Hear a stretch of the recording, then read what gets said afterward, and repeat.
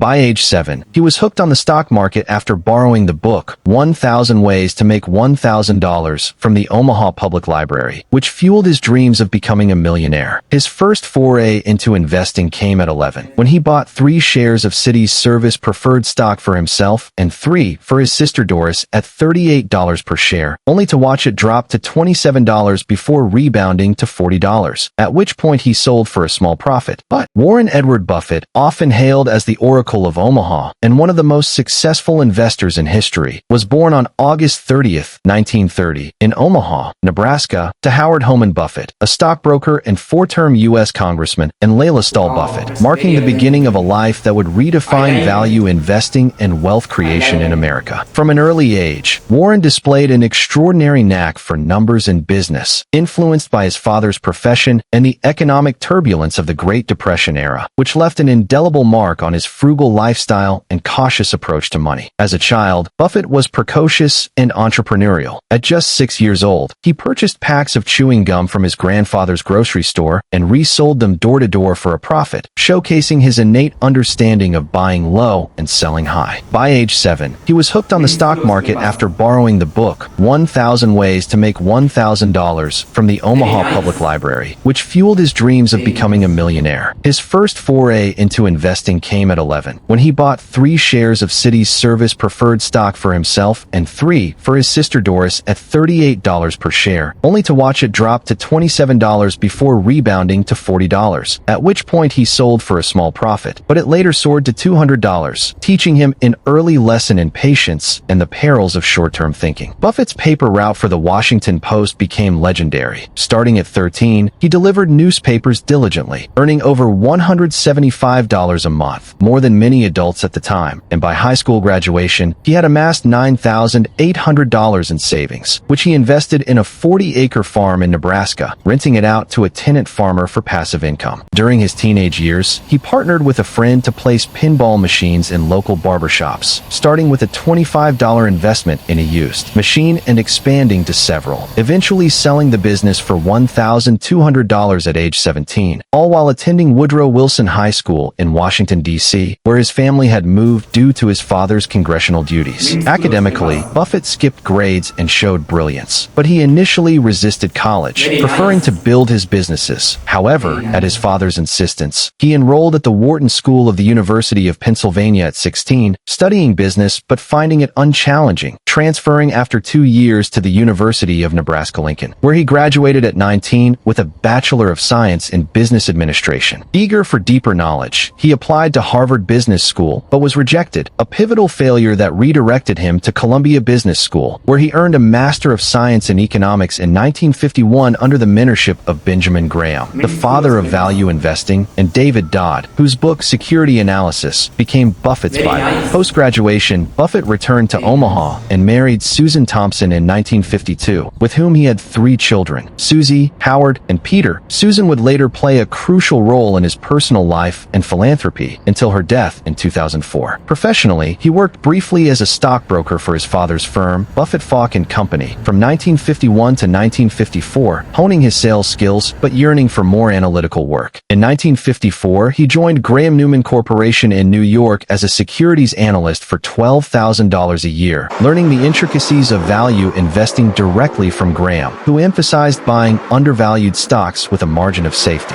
When Graham retired in 1956, Buffett returned to Omaha and launched Buffett Partnership Limited at age 26 with $105,100 from family and friends, managing it from his home and charging no management fee, but taking 25% of profits above a 6% return threshold, a model that aligned incentives perfectly. The partnership grew rapidly through astute investments in undervalued companies like Sanborn Map Company, where Buffett spotted hidden value in its investment portfolio, leading to outsized returns averaging 29.5% annually from 1957 to 1969, far outpacing the Dow Jones Industrial Average's 7.4%. By 1962, the partnership's assets exceeded $7 million, making Buffett a millionaire at 32, as he compounded capital through disciplined, long-term holdings in quality businesses at bargain prices. A defining moment came in 1962 when Buffett began buying shares in Berkshire Hathaway, a struggling New England textile manufacturer trading below its working capital value. By 1965, he had taken control with the partnership owning the majority, investing about $14 million over time, but the textile business proved a capital-intensive money pit, bleeding cash and representing one of Buffett's admitted biggest early mistakes. He later called it a cigar, but investment, cheap but with only one puff left. Rather than abandon it, Buffett pivoted in 1967, using Berkshire's cash flows to acquire National Indemnity Company, an insurance firm, marking the shift from textiles to insurance and investments, where float from premiums provided low-cost capital for further deals. He dissolved the partnerships in 1969 amid a frothy market, returning capital to investors, many of whom rolled into Berkshire, and fully assumed the CEO role in 1970, partnering with Charlie Munger, whom he met in 1959 and who became vice chairman in 1978, influencing Buffett to focus on wonderful businesses at fair prices rather than fair businesses at wonderful prices. Under this philosophy, Berkshire grew exponentially through acquisitions like See's Candies in 1972 for $25 million,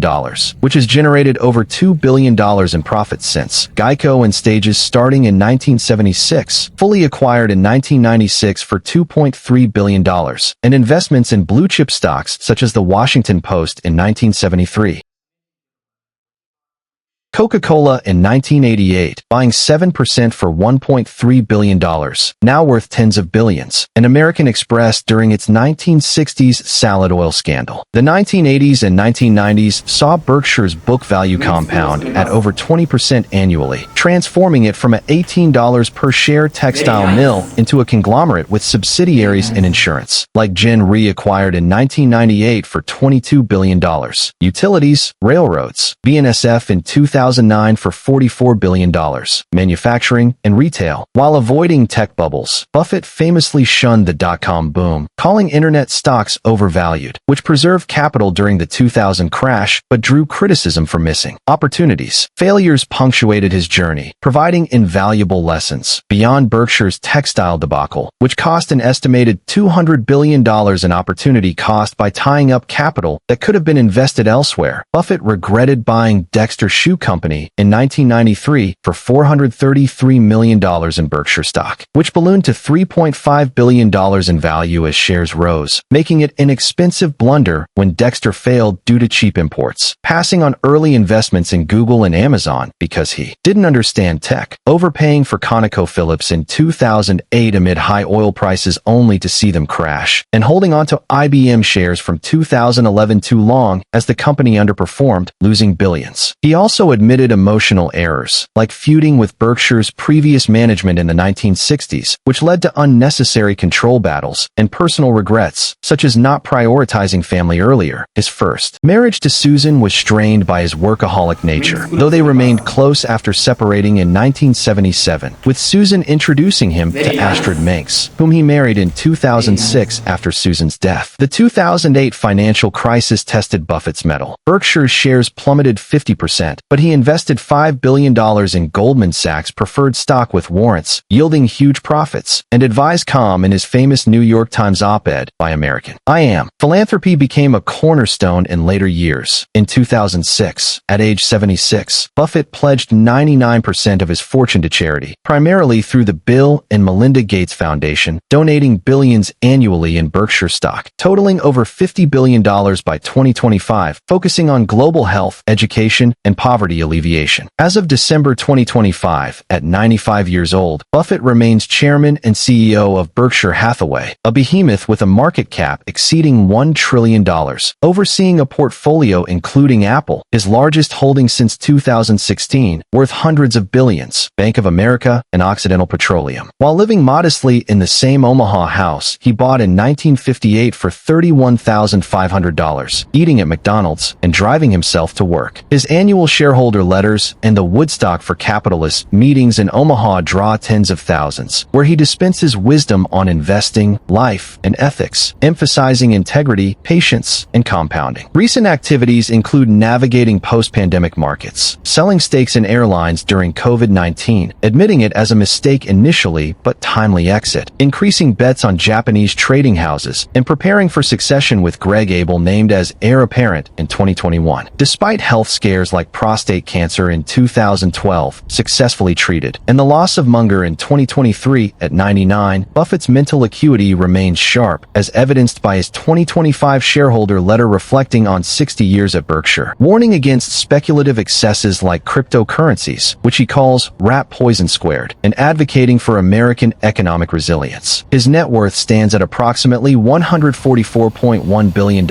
as of November 2025, making him the 11th richest person globally, yet he draws a modest $100,000 salary, reinvesting dividends and living by his mantra. The big question about how people behave is whether they've got an inner scorecard or an outer scorecard. Buffett's story, from a gum-selling kid to a billionaire philanthropist, embodies the American dream through intellect, discipline, and a few well-earned failures, inspiring generations to invest wisely and give generously. For more inspiring stories of wealth builders like Warren Buffett, subscribe to Cashatlas, hit the like button, and turn on notifications to never miss an update on how legends turn pennies into empires. I welcome you to the conversation you have been listening to so far with Warren Buffett today. My goal in describing the successful journey of this successful person on my channel Cashatlas is to motivate us and become an example for ourselves, our families, raise the flag of success, and become a force for our country, America, to develop our economy and create jobs. Finally, I would like to thank all of you once again for being the owner of the channel. Please tell me in the comments what you thought of today's story, what you learned from it, and what video should I make next. Today, you have seen and listened to a story created with the hard work of both humans and AI. Thank you. Thank you for watching this inspiring success story all the way through. If you enjoy learning about how ordinary people build extraordinary business and it motivates you to chase your own dreams, please smash the like button. It means a lot of the channel. Make sure to subscribe and hit the bell icon so you don't miss the next amazing business success story on Cashatlas. Comment below which entrepreneur or business topic should I cover next. Also share this video with your friends, family, or anyone hustling to build wealth. They all thank you for it. Let's grow together. See you in the next video. Thank you.